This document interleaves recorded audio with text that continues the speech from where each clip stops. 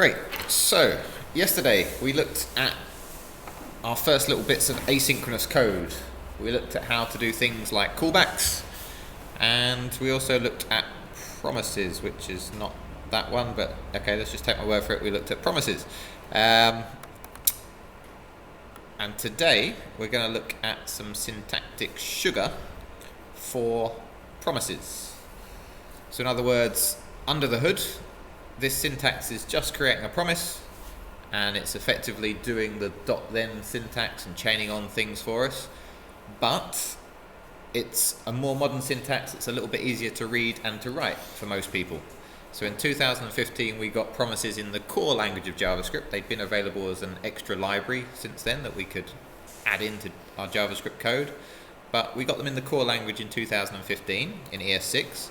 And then in 2017, so ES8, we got the async await syntax. Now what that means is we can make any function asynchronous just by putting this keyword async in front of it. And if we want to control, or if we want to wait for one thing to complete before the next one begins, then we can just use the word await. Yeah, so we've got async and await. We've got the two words up here, right? So async and then await, and they're used together. However, we can't use, at the moment, await on its own. We can't use await unless it is inside of an asynchronous function. So you must make the function asynchronous before you can use that keyword await inside. There is conversation and the desire to have await as a global keyword so that we can use it outside of asynchronous functions, and there are some use cases for that have been put forward, but as far as I'm aware, that hasn't been implemented into the core language yet, but probably in the future. Okay, so we've got a little example here. I've made the function asynchronous and we've created a promise, very similar to what we did yesterday, right? We've used the new keyword to create a new promise object. It's got our usual resolve and reject inputs. We've set a timeout so that after 4 seconds, the promise should resolve and pass on the data done. Then I just have stored that promise inside of a variable, and I want to alert, ideally, after the 4 seconds has elapsed, the timeout is complete and the result is done, it should say, right? Because done was what we resolved with there. However, if I run that code, is that going to happen, or do I need to do something else?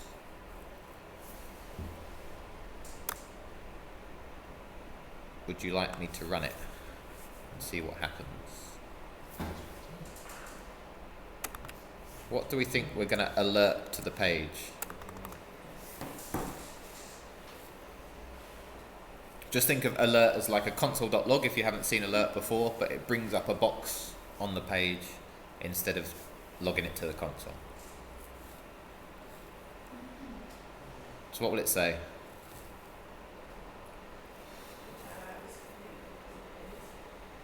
It will say the timeout is complete and the result is. But doesn't result equal the promise? So will it say the result is done, or will it just say the result is? Just say the result is. Yeah, at the moment it will just say the result is. So that's not what we want, but let me just show you that that is what happens currently. Why did that not refresh the page? Oh, I haven't saved it, I don't think. So let's refresh the page. And then run this code. Where's my little run gone? I think it's Control-Enter the shortcut to see if this works. Yeah. Okay, so straight away, notice that happened as soon as I pressed it. It said the timeout is complete and the result is we didn't get a result. And that happened instantly. And that's not what I wanted. I wanted it after 4 seconds for the result, for the alert to pop up and say the result is done. Yeah, we could change it to whatever we want. But so what am I missing in this function? What did we say the two keywords were that worked together previously? Await. Yes, we haven't got an await anywhere. We need to await the promise so that we wait for 4 seconds and then we can do our alert. So now the question is, we know we need an await. Where does it go? Yeah, do I await up here? Do I await the promise there? Where can I write await? Do I have to await before the alert? Do I await the result? Yeah, where does it go? Or do I await the promise? I think you await promise. I think you await the promise. Yeah? So that's why we've essentially put it inside of a variable, because it's nice and easy to just stick await in front of the promise variable. So we define our promise separately and then say, wait for this promise to fully resolve. In this case, that's going to be after 4 seconds. So what that does, usually JavaScript goes from top to bottom in terms of its execution of the code, unless we say otherwise, right? Or unless we've got some asynchronous methods in there. So in other words, it's stored all of this function in memory. Then we call the function on line 13. So that then jumps inside of the function code and it starts reading from top to bottom. So we've got let promise equals blah, blah, blah, blah, blah, right? So that has, again, created the promise and we've created the timeout. However, the way timeouts work, they're asynchronous, right? So it jumps on to the next bit of code, usually before that bit has done. Line 8 will run, let result equals await promise. And usually, if we didn't have that await keyword there, it would just jump on to the next line. So that's why we got our alert straight away. However, this time, we've said, when you get here, stop. Just wait until this promise is resolved. And then as soon as it does, great, then carry on running the rest of your code. So that means now we're going to have access to this bit of information and that will get passed on to the alert as the result variable. So let's see what happens now if I refresh the page. So let's first refresh the page, then run my code. 1, 2, 3, 4. Ah, we still haven't got done. That's interesting. So it did definitely take 4 seconds, but why are we not getting done? Let's see if I just take out the text and just alert the result. Maybe I can't have 2 things in an alert box. I was thinking it was just like a console.log. But we're definitely awaiting now. Yeah, the alert runs after the promise has resolved. Oops. Saved the wrong thing. So save that. Let's run. About now. Cool. Okay. So now you can see that after 4 seconds we have passed on the result here to our alert. So it looks like you can't have multiple things inside your alert box. I didn't know that, sorry. Does the flow of that little snippet make sense? If not, ask your questions now, because we're going to move on to a slightly more complicated example.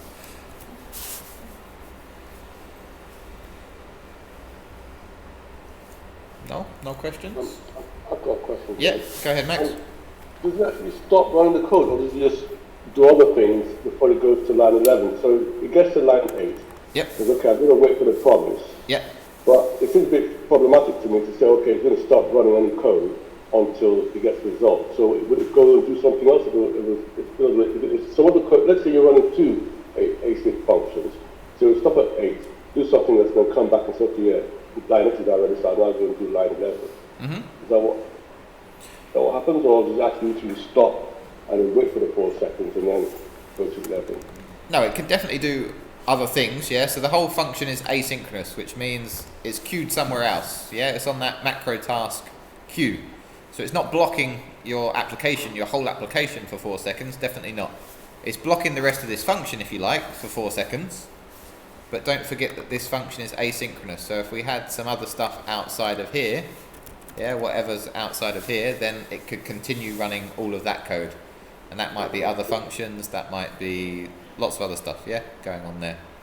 So no, this asynchronous here means that this code runs as much as it can, and then, well, in fact, this code wouldn't even run until everything else has been done first in the same function, but yeah, this is going to allow other things to run, but just not inside this current function. Okay, cool. Yeah, otherwise you're right, it would be quite problematic. Yep, Jonathan? Yeah, I see the reject. If you get rid of the reject, does it work? Yeah, if you get rid of the reject, it does work. We're not using it at the moment, yeah. It's just the same thing as the, it's not necessary, but you often see both listed. The same way we have request and response with our network calls, you often just see resolve and reject listed, yeah. And it's a good practice to put some error handling inside of your promises, so you should probably have the reject dealt with in some way, yeah. Or at least a try catch block or something, yeah. Cool. Any other questions on the simple example? So at the moment we've sort of been faking long operations with a set timeout. But what is a real world operation that might take a little bit of time? One of you is definitely using it in your Tmaps, and maybe, yeah, fetching, right? Fetching data from a different server, you know, not something you own, maybe a third-party server. You're making a call over the network, over the internet, to a server that might be in a different country, and although that is insanely quick when you think about what's involved, then it still takes a little bit of time. So let's look at an example now of fetching some data and combining that with the async await syntax. Alright. Into a bit of React for this. That's the one we've just looked at. But now we're going to look at this async function here. And I've just called it multi-fetch, and I've required Axios. So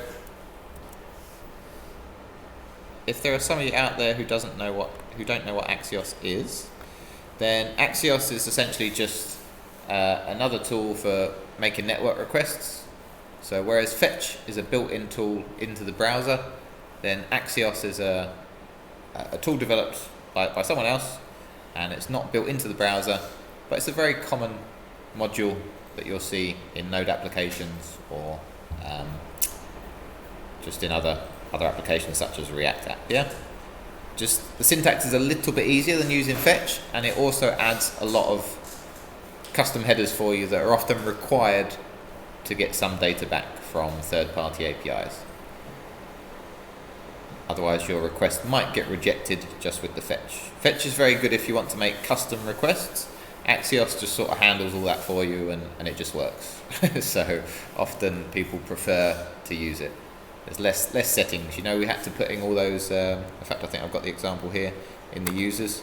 We had to put in things like this with the options, the method post, the stringify, the content type, application JSON. So there can be a lot more options than that when we use fetch. Yeah, and then we had to pass in this second options object. So fetch is great if you know exactly what headers you need and what authentication you need.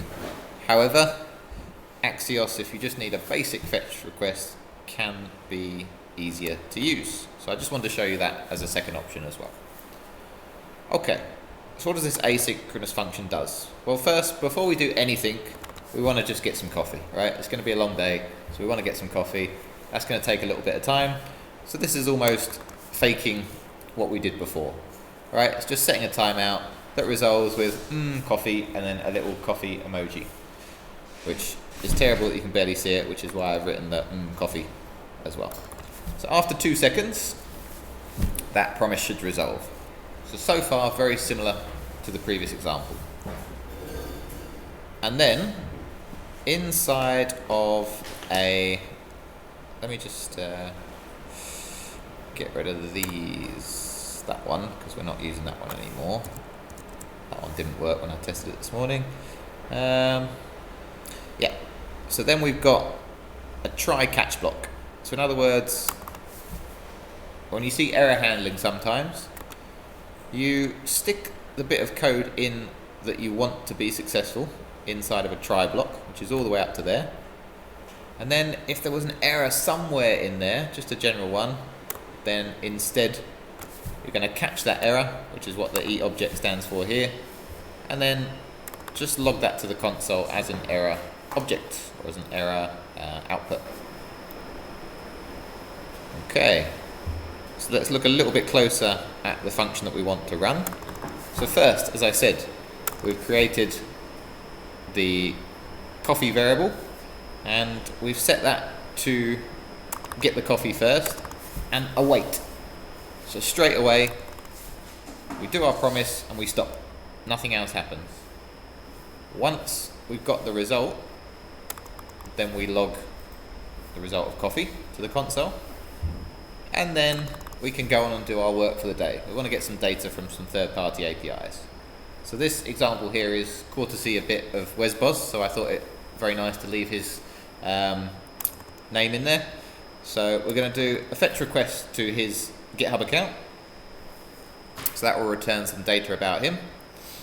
Then we'll log that data only after we've got the data. And finally, do you remember when we did the tech test?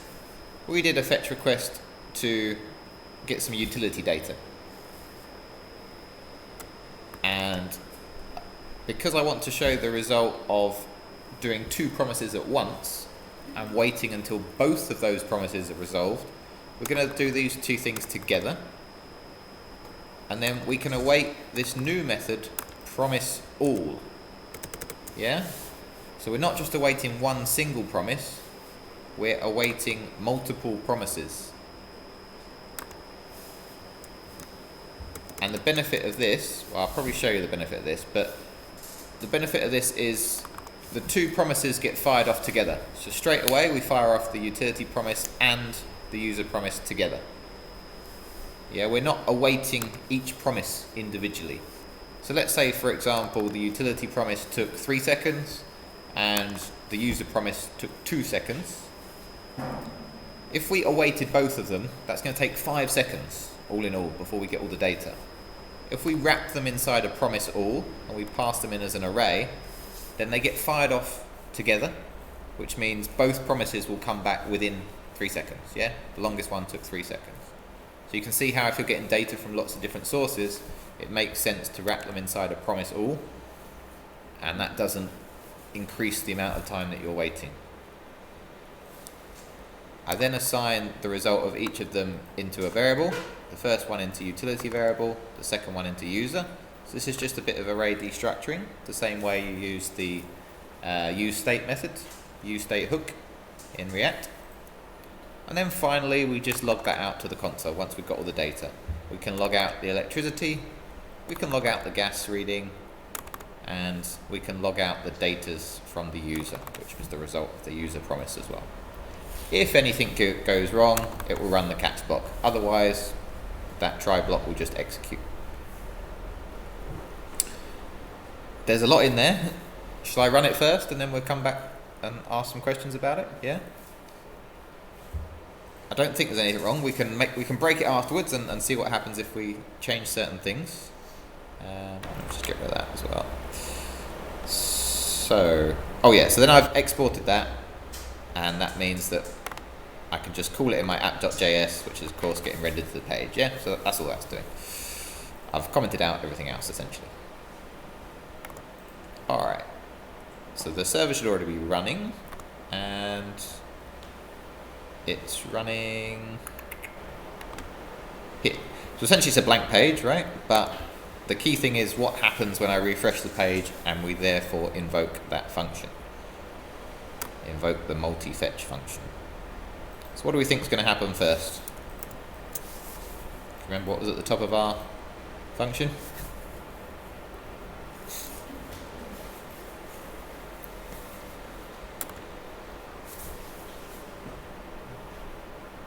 What will get logged to the console first? there's my first console.log. Console.log coffee. So what should that produce?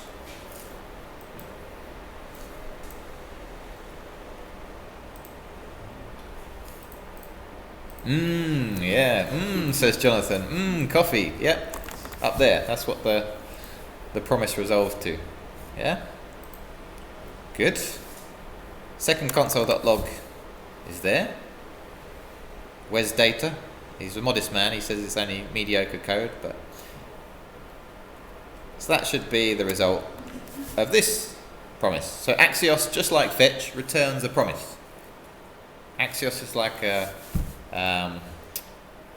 network request library that wraps your result in a promise, and it usually wraps the result you're specifically interested in inside of an object under data. So that's why we've got the .data there. That's, if you like, when we did the res.json previously in the fetch. So remember when we did all this, then res to res.json. So Axios has already done all that for you. Yeah, it's bundled it up inside of an object and it's stored it in a key, if you like, or a property called data. So that's the equivalent, and I think it's a bit easier to understand, right? Just do wes.data and you get the data from this promise. Okay, so the next bit, we should get some data from this GitHub API about Wes's account, his details, repositories, etc. And then the next console.log is this one. So what should be inside of that? A couple of objects essentially. But there should be 3 objects. The first one should contain the reading of the electricity, the second one the reading of the gas, and the third one should be the user data, which is coming from randomuser.me/API. So just free third-party APIs on the web. Cool, and because we've wrapped it inside of a promise all, again, it's waiting until it's got all of this data. Yeah, we've got the await there. It awaits all of these promises until it logs to the console. So this ensures the data is available. It's going to avoid all these undefines in your code. Oh, I tried movies.find and it can't find my movie. Why? Well, the fetch hasn't finished yet, yeah? Or something like that. Yeah, that's your analogy for your CodeFlix project. Okay, cool. So we expect to the console after 2 seconds to have the coffee. Once the coffee's finished, we can move on to the next bit, make our other requests. And next is the Wes data, and then finally after that we get the electricity readings plus some user data. Yeah, that's what we expect. Oh, it's already there, sorry.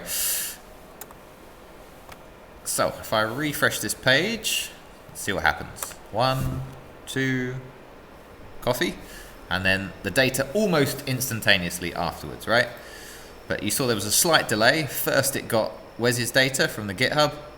Afterwards we've got one of the readings, I can't remember which one was first, electricity I think, then the gas reading, and then this user data in here somewhere. I didn't drill down into it, but somewhere in there there's some user data, probably in results, is it? Yep, gender female, there we go.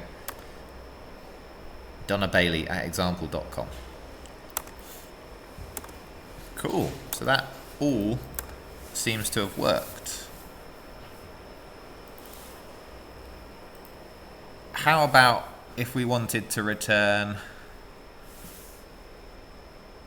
the Wes data and all the other data together? What changes could we make? Let's go back into the code, if I can, please, somewhere. Where is it? That one? Yeah. So this is where we logged the electricity data, the gas data, and the user data. Let's say I want to also log the Wes data in there. But I want to do them all at the same time. I don't want to have these separate requests. So I've got a separate request up there.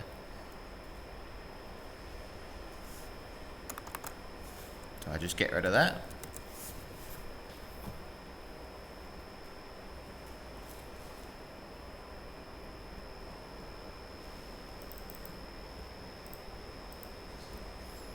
That will help. But then, what about line 15 now? Will that show me the data from Wes or not?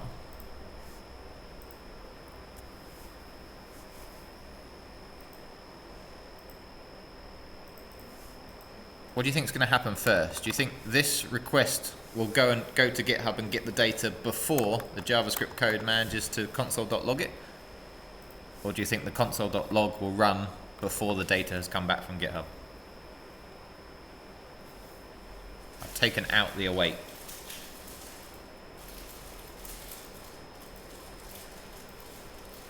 So JavaScript by its nature is synchronous. Yeah, we said that. So a fetch request is an asynchronous bit of code. So this gets triggered, but then it moves on down straight away, usually. Yeah? So that means that all of this other code is going to get run before the asynchronous task is executed, yeah? Or is completed at least. Do you remember, I don't have easy access to it, but do you remember when we were doing like the click events and it was going onto the task queue? So Axios is doing something like that. It's going on to a task queue, and then the console.logs on the main stack. Yeah, so the stack keeps going, and only then are we going to get the data back. And that's why we need to use the await keyword, yeah? Because it says, hold on, wait until the data finishes, and then you can log it. Without that, this is going to run, but wes.data is going to be undefined. It won't be able to find it. I'll show you that now. Sorry. That one. Ah, it says it already. Okay. And that's interesting. Look, even the last one is undefined as well.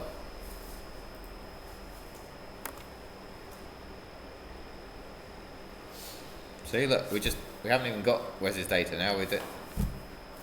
All the other parts of the code have happened before that request has come back.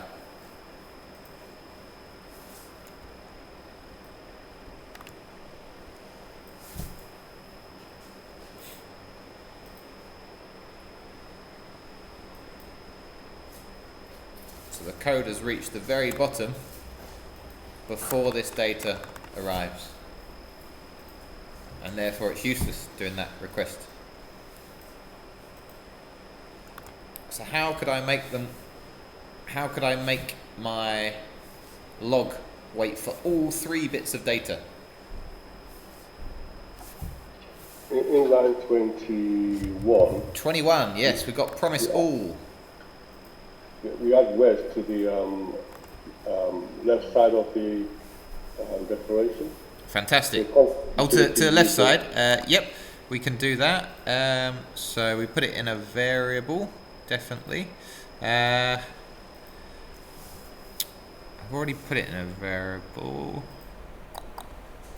but Wes box, a different name. I guess. Yeah, so let's have Wes promise up there. That will make more sense to follow the convention. So we've got the promise of Wes, and then down here we can actually have just Wes's data, yeah? And therefore we've got 1, 2, the third one can be Wes's promise. So now our promise.all is waiting for 3 things. The utility data, the user data, and the Wes data. And the code won't continue until all of those have happened.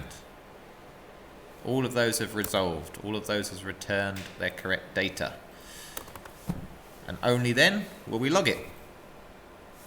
So I can get rid of that one there. That doesn't make sense now to have it there. We're awaiting the data down here and then logging it all together. Cool, let's try that. Cheers Max for that suggestion. See it's worked, but if I just refresh the page, after 2 seconds of coffee, and then boom, there comes all our data together. Promise.all, yeah, 3 requests gone out almost at the same time, and then only when all of them have come back to us do we log the data. Really powerful, that. Yeah, really good bit of asynchronous code. And a pattern that you'll need to use again and again. Yeah, if you're ever trying to fetch data and the rest of your code depends on that data, it makes a huge amount of sense to stick it in an asynchronous function, await the result of all of the data that you need, and then do something with the data. Yeah, that's the pattern essentially. Yeah, I mean a lot of these are just comments, right? So it's not actually that too long a bit of code.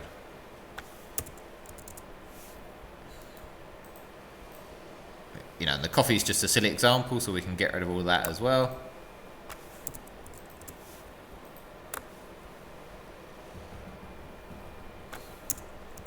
Yeah, so that's it. We create 3 promises. We await the result of all those 3 promises, and then we do something with all of the data.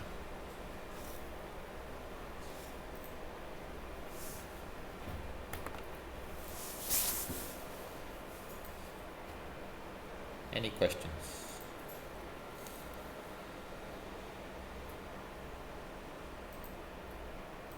If you write like this, you don't need to specify the resolve and reject thing? Nope. Nope, there's no need for resolve and reject. So previously, yeah, we had to create our own promise like that. Or even if we used a fetch, we didn't have to create the promise, did we? Because fetch does that for us.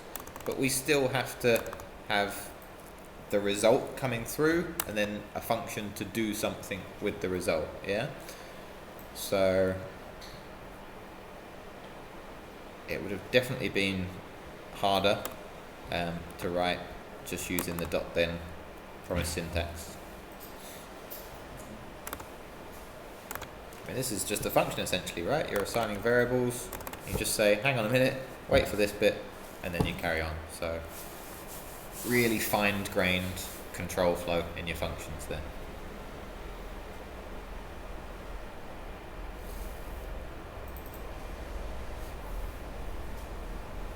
If you type, for example, for the first one, the one that says where's promise, just do like a wrong,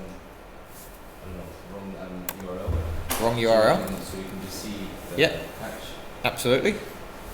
So now we're trying to run this bit of code, right, and see what happens.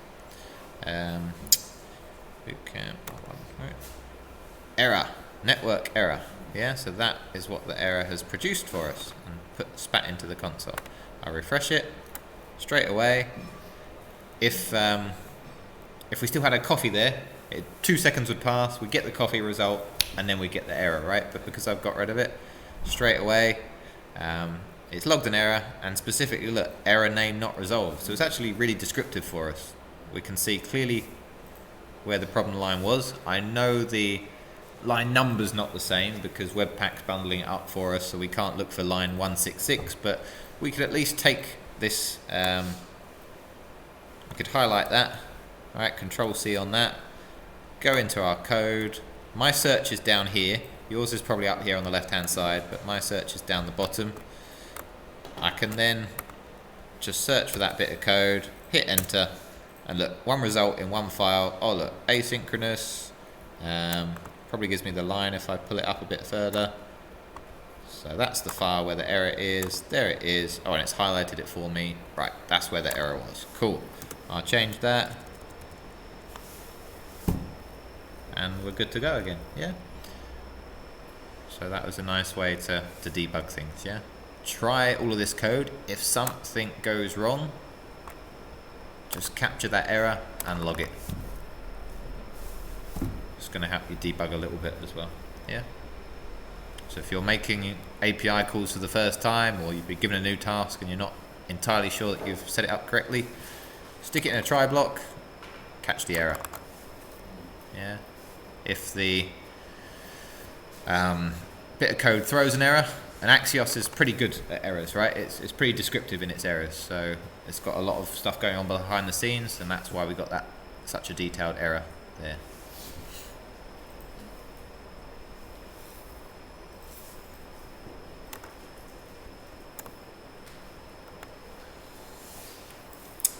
Anything else?